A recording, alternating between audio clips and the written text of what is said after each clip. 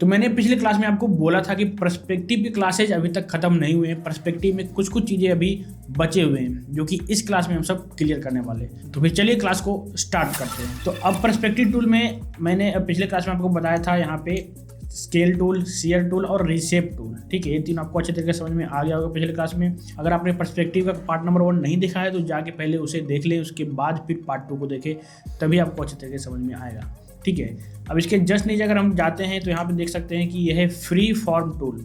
ठीक है, और इसके नीचे में आपको क्या क्या दिखाता है, पपेट रैप टूल और free form tool. Puppet warp tool ये कुछ अलग हो जाता है पर्सपेक्टिव से, लेकिन फ्री फॉर्म टूल है ये बिल्कुल इसी का पार्ट है। ठीक है, इस पर मैं क्लिक करता हूँ तो इस तरीके से क्लिक करूँगा तो देख सकते हैं कि कुछ भी यहाँ पे नहीं आ रहा है।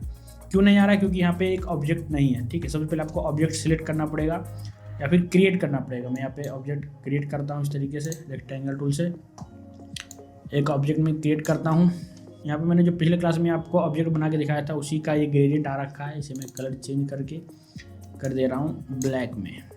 ठीक है, अब देखिए यहाँ पे मैं जाता हूँ ट्रांसफॉर्म टूल के अंदर और फ्री ट्रांसफॉर्म टूल पे क्लिक करता हूँ तो यहाँ पे एक अलग सा एक पैनल खुल के आ गया है, जिसमें आपको सबसे पहला जो है ये है कॉन्स्ट्रेंट टूल, दूसरा है फ्री ट्रांसफॉर्म, तीसरा है पर्सपेक्टिव डिस्टॉर्ट और चौथा है फ्री डिस्टॉर्ट।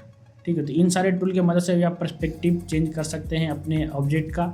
सबसे पहले देखते हैं ये कॉन्स्टेंट टूल। कॉन्स्टेंट टूल से क्या हो सकता है, अगर कॉन्स्टेंट टूल आप सिलेक्ट कर रखे हैं तो आप फ्रीली इसे मूव कर सकते हैं। देख सकते हैं अगर मैं इसे छोटा बड़ा स्केल अप स्केल डाउन करता हूँ तो मैं शिफ्ट यहाँ पे क्लिक नहीं कर रखा हूँ, बिना शिफ्ट क्लिक किए भी आप इसे इस तरीके से स्केल अप या फिर स्केल डाउन कर सकते हैं। और साथ ही में अगर आप रोटेट भी करना चाहते हैं तो देख सकते हैं यहाँ पे एक पिवट पॉइंट बन रखा है, इसे आप पकड़ के पिवट पॉइंट इधर भी कर सकते हैं और इधर भी कर सकते हैं। इससे आप रोटेशन कर सकते हैं। ठीक है, और रोटेशन भी क्या होगा, बिल्कुल परफेक्टली होगा।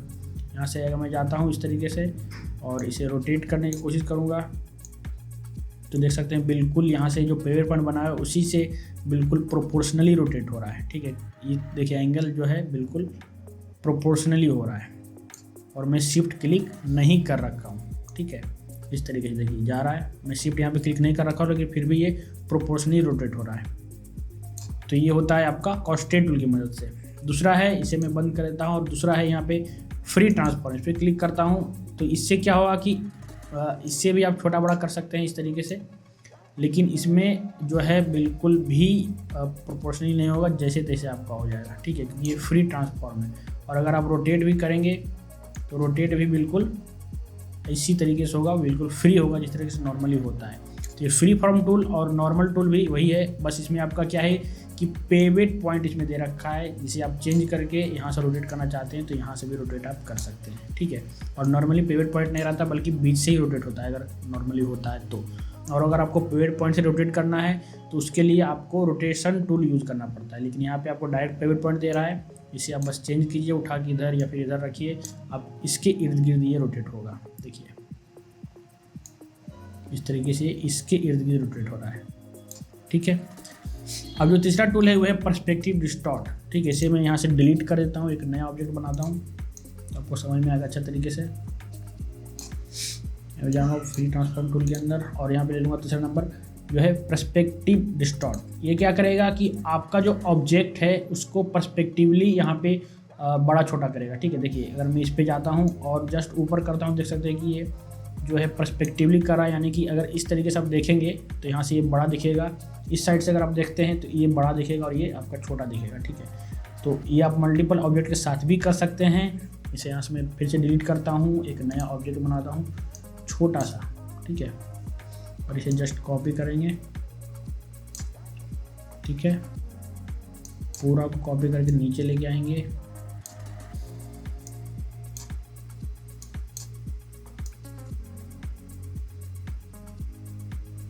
ठीक है, पूरा सिलेक्शन करेंगे इस तरीके से।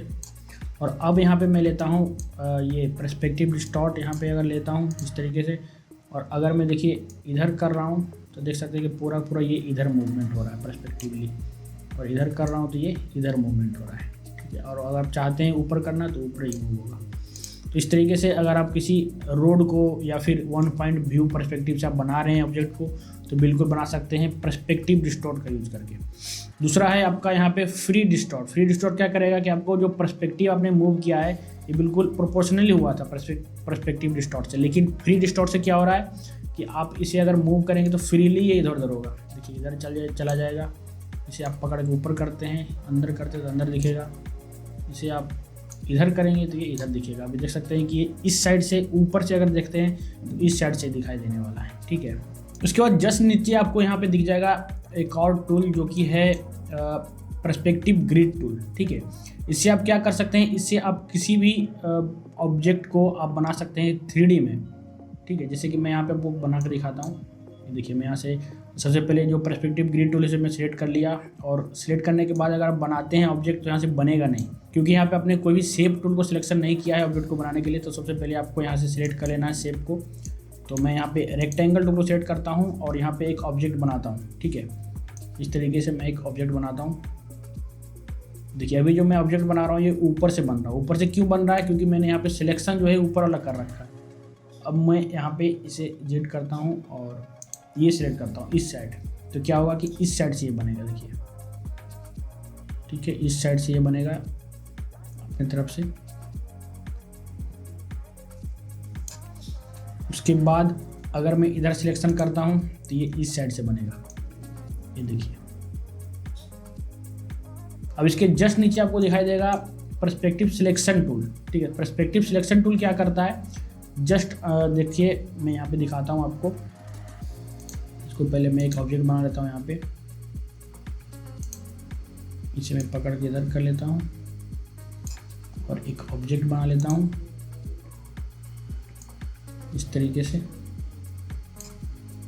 ठीक है, तो ये जो है अगर आपका इधर आ गया है तो क्या करेंगे, पर्सपेक्टिव सिलेक्शन टूल लेंगे यहाँ से, तो पर्सपेक्टिव आपका सिलेक्ट हो जाएगा। ठीक है, उसके बाद आप इसे चाहते हैं इधर करने के लिए तो फिर इधर कर सकते हैं, इधर करना चाहते हैं पर्सपेक्टिव के साथ ही देखिए ये चेंज होगा।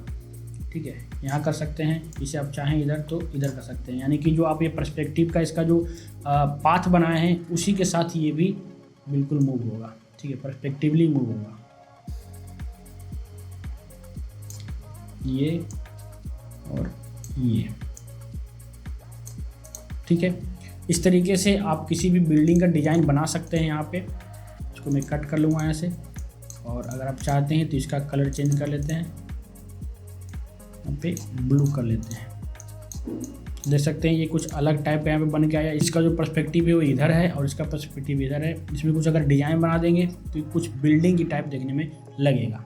ठीक है, तो ये सारे टूल्स हैं जो कि आप अगर चाहते हैं पर्सपेक्टिव का कोई ऑब्जेक्ट बनाना, कोई डिज़ाइन बनाना, तो बिल्कुल इन टूल की मदद से बना सकते हैं। तो अगर आपको ये क्लास अच्छा लगा हो और समझ में आया हो कि किस तरीके से आप किसी भी ऑब्जेक्ट का पर्सपेक्टिव चेंज कर सकते हैं इन सारे टूल्स की मदद से, तो वीडियो को लाइक कीजिएगा। और मेरे चैनल पर नए हैं, चैनल को अब तक सब्सक्राइब नहीं किए तो चैनल को सब्सक्राइब भी जरूर कीजिएगा। तो मिलते हैं फिर आपसे अगले वीडियो में, तब तक अपना और अपने भाई बंधुओं का ख्याल रखें। बाय। The graphic box, सीख ले डिजाइन, हर एक लाइन में हिडन है साइन, लोगो एनिमेशन सब है यहाँ, कमल राज सिखाए घर का है यार। The graphic box